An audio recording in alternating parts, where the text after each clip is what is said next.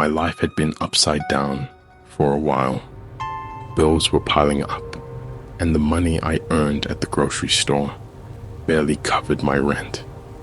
My girlfriend of 4 years had left me for someone with a brighter future. I didn't know what to do. I felt trapped, suffocated. It was during such a time that I saw an ad while browsing job listings on my phone. Participants will be paid $10,000, no experience required. The ad was for a sleep study conducted by a group of psychology students as part of their senior project. $10,000 would solve most of my problems: rent, credit card debt, and maybe even give me a little money to start anew. At first, I hesitated. I had read many bad stories about such ads online, but as someone who had hit rock bottom, I had nothing to lose. I filled out the application, and a few days later, I received a call from a woman named Dr. Lucy. Dr. Lucy explained in a calm and reassuring tone that the study aimed only to monitor sleep patterns and improve sleep quality. Everything seemed quite innocent and simple. I also had sleep problems, so I thought this study might help with them. I agreed to participate. The study took place in a modern facility located just outside the city. Dr. Lucy arranged for a car to pick me up. When I arrived, the building looked more like a spa from the outside, and the staff were very friendly. I filled out a consent form, ignoring a few legal terms, and signed it. Dr. Lucy greeted me and took me to my room after giving me a brief tour of the facility. As I expected, it wasn't a cold clinical environment. It was a small but cozy room, containing a bed, a table, and a large mirror. "Make yourself at home," Dr. Lucy said. "If you need anything, just press the button next to the door." I also met the other participants. Everyone was there for different reasons. Catherine was a mother saving money for her daughter. James was a university student struggling with tuition fees. Frank had just been laid off. We all had our own troubles, which was somewhat comforting. The first night passed simply. Electrodes were attached to my head and chest while I slept, but they didn't prevent me from falling asleep. In the morning, Dr. Lucy asked me about my dreams, and I recounted what I could remember. I felt more relaxed that day. The food was great, and the atmosphere was calming.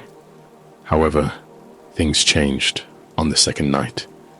I found myself being chased by an unseen creature in the dark forest.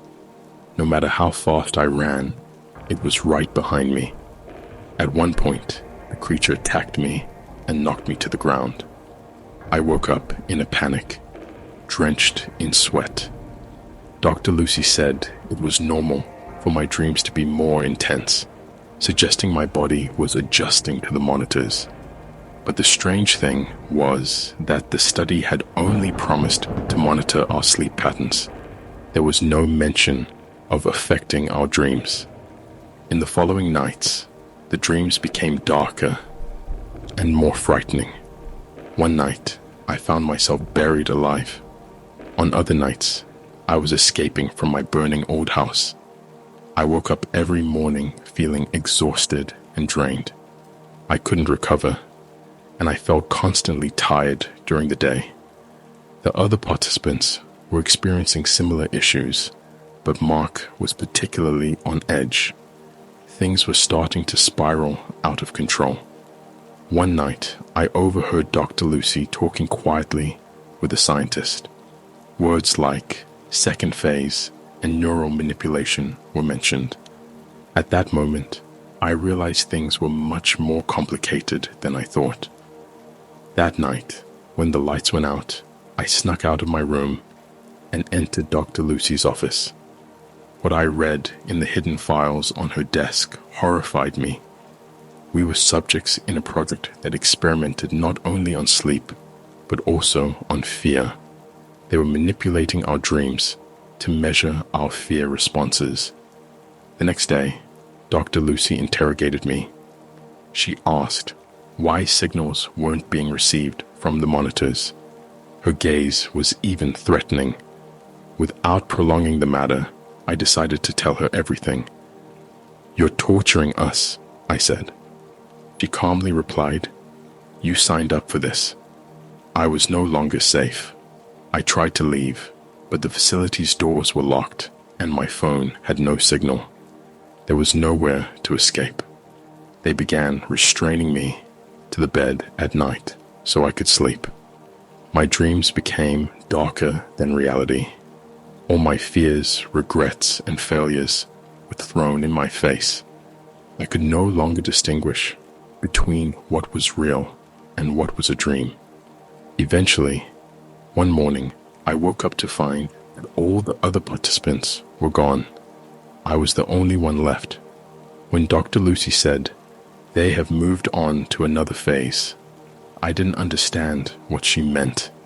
I was trapped in my own mind and my own dreams. No matter how hard I tried, I couldn't find a way out of this nightmare. After the study ended, I returned home. However, the nightmares wouldn't leave me alone. Every night, that dark entity was with me in my sleep, like an inescapable shadow. I received an email from Dr. Lucy offering me a new study. This time, they would pay $20,000, but I had learned my lesson. I would never allow them back into my dreams again. I deleted the email and decided to never hear their name again. At least I got my money right.